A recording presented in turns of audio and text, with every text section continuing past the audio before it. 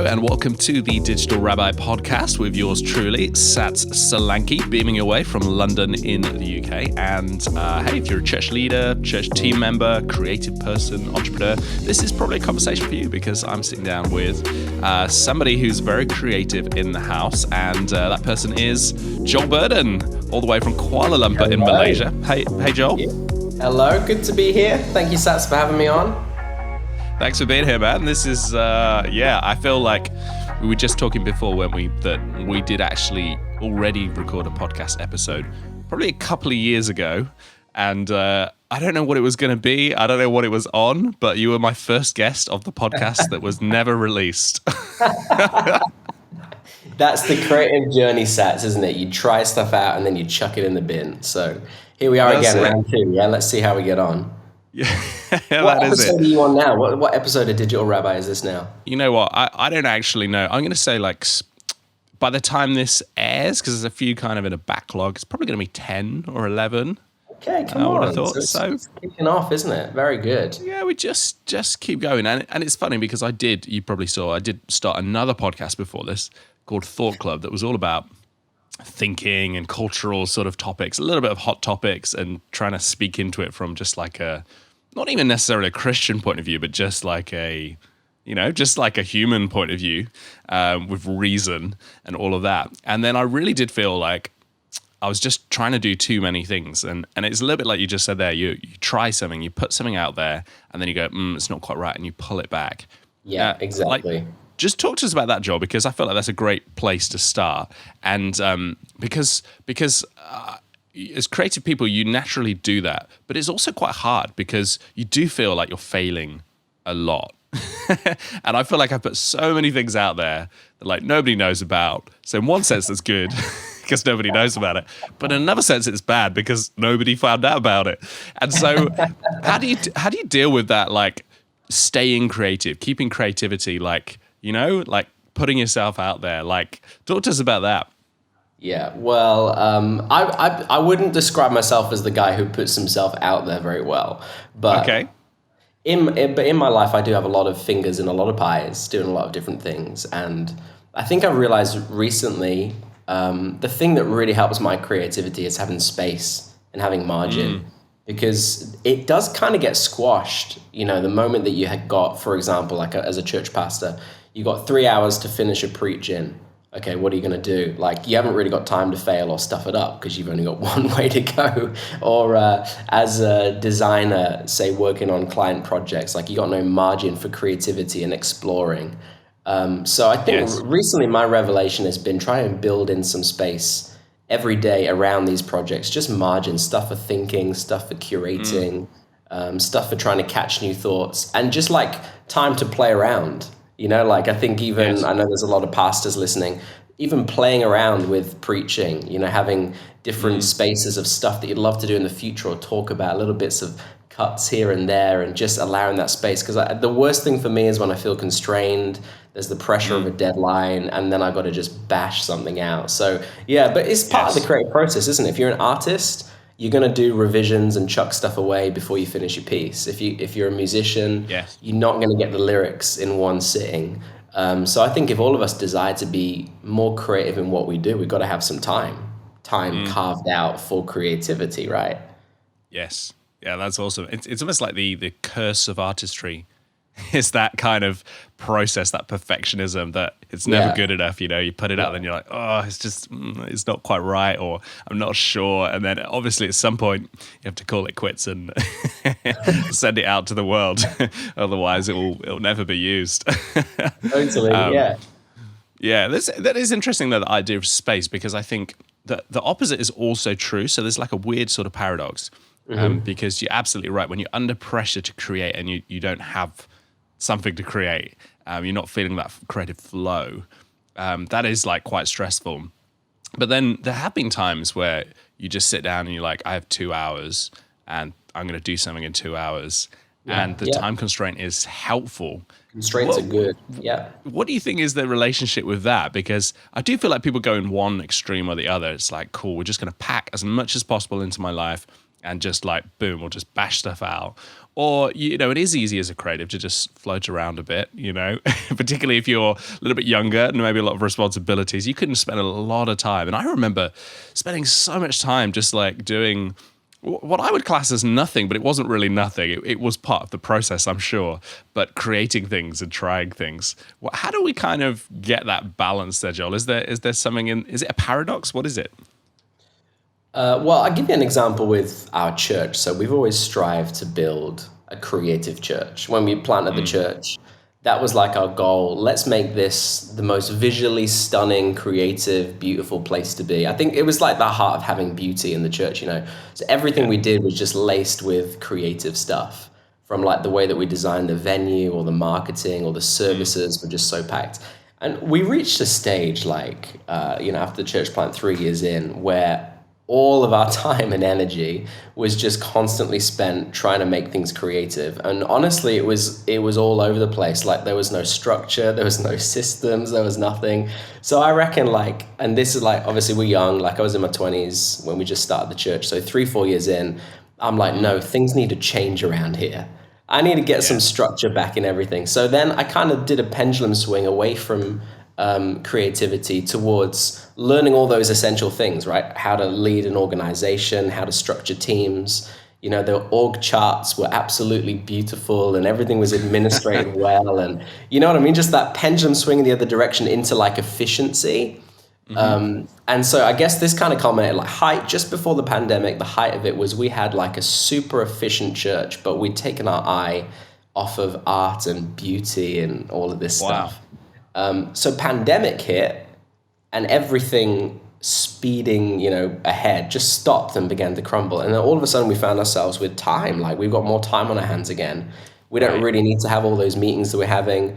We don't need to push out all those programs, all those things. And so in a sense, the pandemic for us was a time to sit back, have that margin, and then dream again about why we wanted a beautiful church, right? So we got this understanding that God is not just about efficiency, he's about beauty and art. Yes. And, there's something so intrinsic in God's nature that is a creative God. He's so beautiful in the way that he does things. And so I think the pandemic gave us an opportunity to assess. We've been through two extremes. Everything is just about art and beauty and volunteers getting burnt out trying to make stuff absolutely perfect.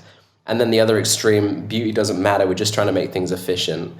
Now what I'm trying to build and what our team's trying to build is, can we have both at the same time? Can you have creativity and beauty in an atmosphere that's also effective and deadlines and things get done on time and you move forward? And I that's a massive question because the two definitely are layered. But if we can build that now coming out of the pandemic, a church with art and beauty and an environment that is special and opens people's hearts, but also a church that is still moving forward and no one is dead, that would be amazing. So there's obviously we've done a lot of learning within that. And I guess that's the subject of 1,000 podcasts, isn't it? But that's the direction I want to go in, is to be able to have art and clean organization. Everything is effective and structured well at the same time. And I think that would be a winning combo, right? Yeah, I think so. I think it's funny that you said you're trying to get both at the same time, because actually I've been to some places where they don't have either of those things. So here we are swinging between either hyper beauty or hyper organization and efficiency. Exactly. But yeah, exactly. I think there's just a great thing in just being aware of those two tensions, and being able to celebrate and lean into both. So I think what you articulated there is really helpful. Because it's not one or the other, and they don't have to be enemies. But there is a kind of tension, isn't there, of course, between those two things. And I just think, Joel, what you and Emma, your wife, have done in Hope City KL, I think you guys are the creative. Everyone looks across at what you guys are doing thinking, there's something awe-inspiring about it. So yeah, well done to you, man. I think it's awesome. And I think that's one of the really interesting things about beauty is it has... the impact it has is so intangible. It's not something you can always articulate. It's like a feeling, it's a moment. It goes into people's subconscious, Yeah, it does. It does. Whereas all the Yes. practical stuff obviously is up front. It's like you can articulate what it is. But beauty is like, I don't know. I don't quite understand it. They go hand in hand, don't they? Like the big talk. I mean, it's been for a long time, but I'm hearing again loads of podcast articles all talking about what is good, what is true, what is beautiful. So it always Right. seems to be those three things that pop up. So and in theology, we've got a way of also describing that human flourishing, good, true, beauty, those three things hand in hand. But I found that a lot of us, and this was my season before the pandemic, probably putting all the emphasis on truth. Like if we can just get truth out there, it will do its job. If we can just tell people what is good, the right way to live. But if you're missing beauty, you're missing something that's essential to opening up people's hearts and trying to bring down people's defenses. I think that's what beauty does. Yes. Think about like in a world now where people are so opposed to what we consider truth, right? It doesn't really matter if it's the truth, if it's not being received. But you listen to the most beautiful worship song or music or gorgeous lyrics, or you're swept into something that is so artistic, a short movie or film about something. People's hearts are open, all of a sudden. So I think it's got a vital place in ministry, beauty. I think Yes. beauty and creativity has a way of unlocking people so that they're ready to receive truth and then receive what is good. So maybe we've got them the wrong way around. We say good, Right. true, beautiful. Maybe it should be what is beautiful, then the truth, and then finally what is good, what is the right way to live. Does that make sense? Like I think there is. Yeah, that's interesting. We did. We once did a series on. We were talking about the matters of the heart. How to get the kingdom in your heart, and it was a difficult concept to talk about because people are going to be so opposed to letting the most secret places of their life to actually submit them to God. But we did this photo shoot, and we just really wanted to reflect the sense of peace. Like we wanted peace to be felt so that people would kind of long for what they saw in the imagery before they heard the preaching. Yes. And I remember it was maybe 3 or 4 years ago, a brother and sister came along to church and we asked them why they came. They said they saw the pictures advertising, the series and these portraits of these guys dressed in like, beautiful minimal pastel clothing with clean minimal backgrounds, like proper like kinfolk style. And they said they just felt the peacefulness of whatever the series is going to be. Wow. They're so intrigued they want to come along and listen to what this is. So in that sense, like not even from a Christian background, but hearts are open to a message through something that's beautiful or creativity. So I just think it's got a vital role, if we try and make church too efficient, or this is probably for any organization, a business too efficient without telling the story or the narrative of the hope that we're trying to bring, we're missing something so crucial. Yeah, wow. That's fascinating. And I think you can only, I think it comes back to what you said before, you can only really do that through space. You said even just there about the minimalist, vibe, but we did a series on minimalism. We just talked about getting rid of all the things that were like unnecessary, peripheral, and coming back to just the true things. But I think, from that place, it creates an opportunity for beauty. When there's space, I feel like for most of us, and this has definitely been a journey I've been on, just having too much going on and not enough space to linger. And here's a really interesting thing. It's not like we like to think of these things as kind of like productivity hacks. Here's your tip for like an effective leadership. Exactly. And it's just like so much deeper than that, isn't it? It's not just So like a little thing, a little tweak. It's like a complete shift in your mentality and how you think about your life. Exactly. And that is it. hard.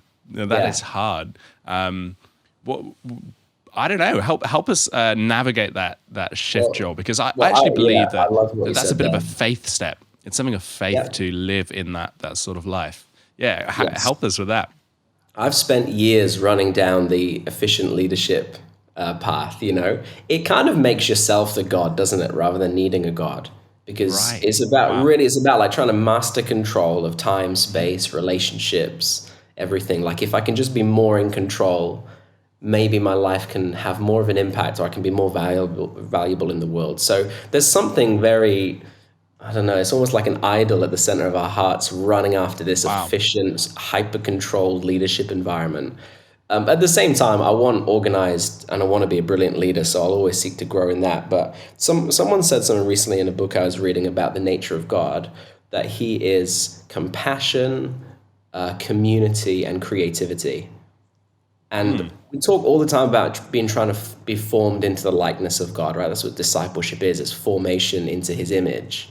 And if his image is not the image of a hyper efficient, he is, but some hyper efficient CEO leader sat there with ticking off 4,000 emails and all these things, but he's not at the very center of him. His compassion and his community and his creativity, which if I were to measure my life along that, I don't feel often a large amount of compassion for the world that I walk through the day. I don't necessarily have the strongest sense of community because I've been so busy and efficient, like, everything is automated.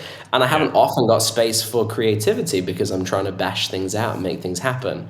So I just think, like, maybe if we focus on trying to be formed into God's image, that's when our hearts come alive, because that's what we were made to be, the image of God. So I think that's what's happened in my calendar recently. I've thought, where can I have more time for compassion or to show just love and sometimes that is time consuming. It's like being Yes. interrupted and pouring into other people and putting them first and deciding to lay down what you really wanted to do for the sake of someone who needs you right now.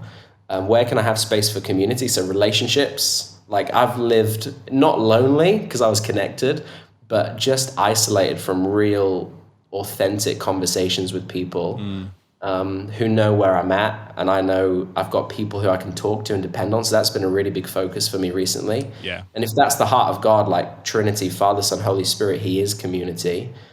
We're also being formed into that. Like, how could that community shape everything that we do in the most healthy, enriching way? And then obviously creativity, which we talked about, just having space to do things, like think outside the box. Sometimes it's thinking, sometimes it's working on something, taking a step of faith towards something. Like just reworking a way that we were approaching a problem, or even in meetings. Like, I read all this great stuff about meetings. The art of great meetings. Keep them to like 8 minutes. Everyone's standing in a circle. Efficiency. I'm just like, if our meeting reflects compassion, community, and creativity, there's going to be a way to incorporate that without the hyper-efficient environment, when you can still get stuff done, but there's just a sense of life and heart and soul that's running through everything. So yeah, those 3 words have definitely helped me rethink who God is and who I want to become. Yeah, that's awesome. Like, I think the email picture is the most kind of vivid. It's like, just imagine God sitting at a desk, just bashing out emails, bashing out messages. Yeah. It's just like such a strange foreign concept for a good reason. He's present, isn't he? Instead, he's not distant, bashing things efficiently. He's present, involved in everything that he does. Like, his mind is fully there. Yeah, and yet also God, like, he's so, it's really weird because he's completely in control, but then he seems to be totally okay with a lot of things being very out of control. Yeah, exactly. So even in the church, but definitely in the world, there's just all sorts happening, and God is just like in a place of rest, knowing the future. Exactly. And so it seems to me, if we're going to talk about leadership, there must be a way for us to lead where there is chaos, there is disorder, and there is order as well.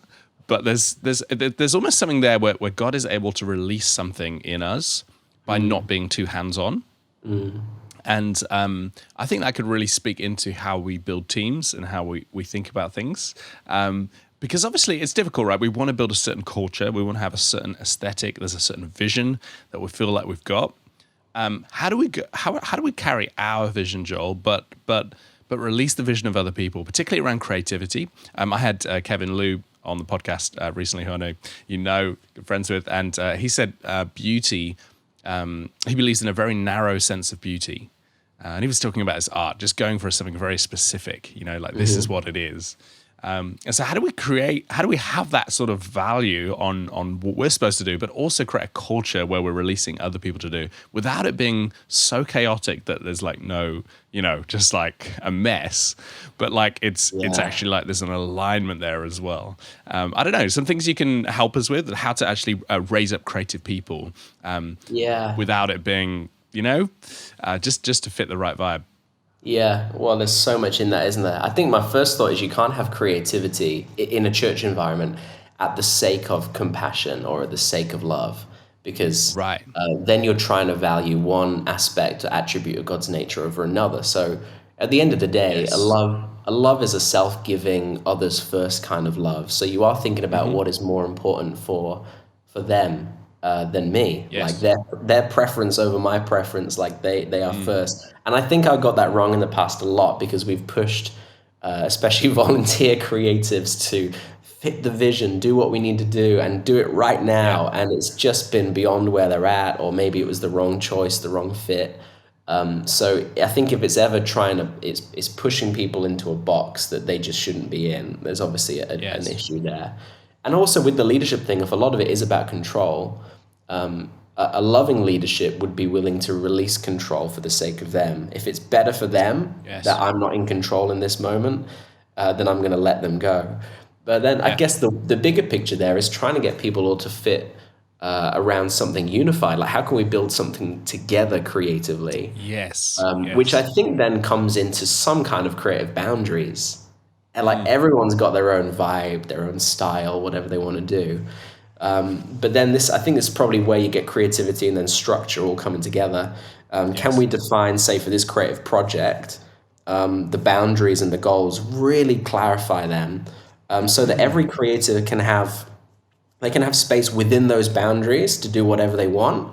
But when they butt up against those boundaries, that's where it's already been clearly defined. So we're all on the Mm. same page. We're building something together, going over in that direction. Hey, no, that's not where we're going. Come back a little bit. Just remember what we said. Here's the boundary. But then allowing people freedom within those boundaries to do whatever Yes. they dream and use the gifts in whatever way. So, I mean, you could think of a million practical examples, but just think about a creative project, like how many boundaries would that have on it? It would have Mm. time boundaries. It's not just creativity, it's also communication. So it would have some kind of, communication boundaries, like what does it need to communicate at the end of the day? Yeah. Goals and theme boundaries, all these different Mm. things. But then within that, you don't want to stifle someone's passion for whatever. Like if you've brought them onto the team and they're not an illustrator, they're a musician, like just let them fly, go and do what they want to do. But Yeah. is this one of the most fun things, isn't it, to bring teams of creatives together in the kingdom and see if you can create something together that's bigger than yourself, that paints Yes. some picture about God's beauty and God's nature in an amazing way. So yeah, it's an age-old question. But I think a lot of it is coming down to really clarifying those boundaries really well. Yeah, yeah, I hear you. Yeah, that's great because I think also there is something that when you master something, you actually boundaries become clearer. I think when you become a great musician, there's the frameworks are clearer. And even more strict. And I think when you're a beginner, you just want to kind of play whatever and just like, hey, this will all work. And it's like, well, you might be able to do that later, but there's certain exceptions. And first of all, you've got to learn the rules, you've got to learn the absolute basics and the framework. And so I guess what we can do as church leaders is to, help release and train people as to the basics as well. But then also create space, particularly as people prove themselves, right? Trust. Yeah. People demonstrate what they can do, their reliability, and they've got a track record, Yeah. and then we can, give them more. So yeah, I think that's awesome. Well, Joel, I know you're not just a church leader; you're also a business owner, and I know you've I am been now. dabbling in the world of creative business like I have for a long time. But tell us about your recent kind of venture. Yeah, it's come out of everything that we've just discussed, really. I've been dabbling a lot, like you said, in freelance designing and video for years. Like I remember when I was like 12 years old, the first thing I was doing was learning how to use all video editing software and programs. So I've just like years and years of design. It was my first job after university. So last year, I just had this revelation that I think there's a lot of other pastors who are feeling the same pain points as me, which is in a small church, we want high level of creativity, excellent ways of communicating God's nature, but we don't want a church that is slaving people into the ground to finish projects at 3 a.m. on a Saturday. Yeah. And we also don't have the budget to be employing creatives. When the priorities are ministering health and life and the gospel into people, there's just other requirements. So churches probably like mine either get swept up in trying to push volunteers too hard, or they kind of swing the other direction and just think we're not big enough for creativity. But I do think you can have both. So essentially, we just formed a remote creative team built up of designers all around where I am in Malaysia, Southeast Asia. Super talented guys, amazing to work with. But we just work online and we're serving churches around the world. So we're a remote creative team to help churches, new churches, medium-sized churches, just get that creative level higher. And then very simply, we're working with them through kind of their own leadership structure. So if they have a creative that's already in charge of social media posting, all those kind of things, we're relating directly with them. They're sending over requests, and we're doing the whole service from art direction through to graphic design, through to video editing. And our idea is just to make a super personalized service for that church, come alongside them, create workflows that work for them, help them with all of their content, and just get their message further. So it's been really fun. Yeah. It's been a really fun journey. Not even a year old yet, but already had the chance to work with some great churches. And it's like, for me, it's just bringing my soul alive. I love it. Absolutely love doing it. Yeah.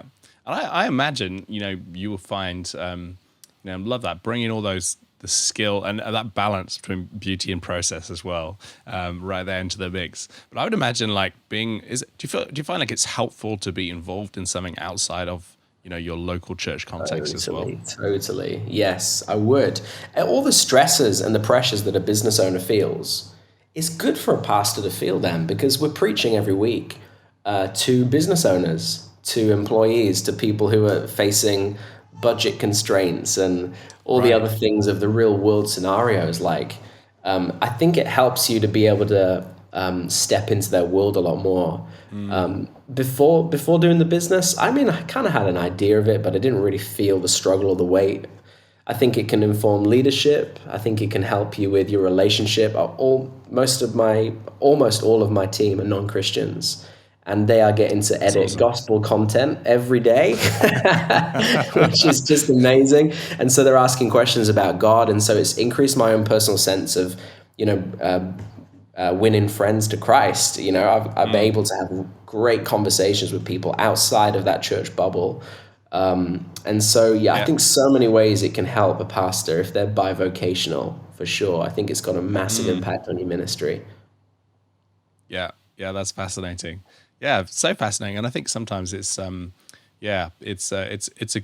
is good. It's good for people to get out there and experience different things. And pretty cool. Hey, Joel. Well, what's it called, Joel? Tell us about CloudCut. Where can we find CloudCut. So you can get to cloudcut.co.co. And so we're cutting your video in the cloud. There you go, CloudCut. It says it in the name. Jump on there and message me, and for sure we'll get in touch and we'll be able to serve your church. That would be amazing. That's awesome. Are there any kind of digital rabbi customer discounts going? Or we could create some, couldn't we? For sure. Create a coupon code. That would be something. Awesome. We're not that organized, but maybe there'll be something. Reach out to Joel. That would be amazing. Say hi. And our church uses Joel's service. It is phenomenal, and it's been a great releaser. Because you can't do everything. You got to get help, and you got to get input. And as a small local church with a big vision, it's you got to get the right people involved. So Joel, it's been amazing. Anything else you want to say? I feel like we're coming to just a natural pause in the conversation. Anything else might be helpful for church leaders? I was just going to say that this digital conversation, creatives and church leaders coming around talking about the digital age is just such a key thing to be talking about. I don't think many of us super understand where we're going. It's a little bit like feeling around in the dark at the moment, and you just hear so many opinions online, don't you, about digital church and the best way to do it, and people completely turning against digital church and swinging back to in-person only and all of this. But I just think this conversation is so crucial to be having. And so I guess if people are listening into this, you know that already, that talking about church and digital media together is a key thing for the future. So we want to be able to communicate the gospel well and reach people. We also want to do it in a way that actually makes disciples and doesn't just follow the world's culture of followers and influencers, but we actually want to do this in a way that glorifies God. So I love this podcast. That's what you're doing. I think this is brilliant. And I'm sure all the conversations when they emerge they're going to be super helpful to crafting that worldview for people. Yeah, thanks, Joel. That's awesome. If you want to find out about CloudCut, go to cloudcut.co. You can also follow Joel on Instagram, I believe. What's your handle, Joel? Joel Birds, Burds, Joel Birds. Okay, not like the tweet birds. Like, yeah, okay. Just Short thought I'd clarify that. Somebody somewhere in another country is like, what's going on? How do I find this guy? Yeah, awesome. So good. Well, Joel, thanks so much for joining us today, and thanks to our listeners, everybody who's been tuning in. We've loved getting to share this conversation with you. Go head to Instagram, give us all a follow at Satsalanki, at Joel Birds, not like the flying things, like a shortened version of Burden. And hey, just quickly as well, I've released a product recently called the Sticky Social Content Formula, and it's all about creating social media content that has an impact. And I don't know about you, but it does feel like sometimes you put something out there and it's like, nothing's happened. And part of that's the experimentation, but there's something deeper in our strategy about how we navigate this thing. So it's a really cheap, simple product, 3 beautiful videos, and one deliciously designed workbook that you can check out. So head to digitalrabbi.co and you can get a hold of that. Thanks everyone for tuning in today. We'll see you very soon.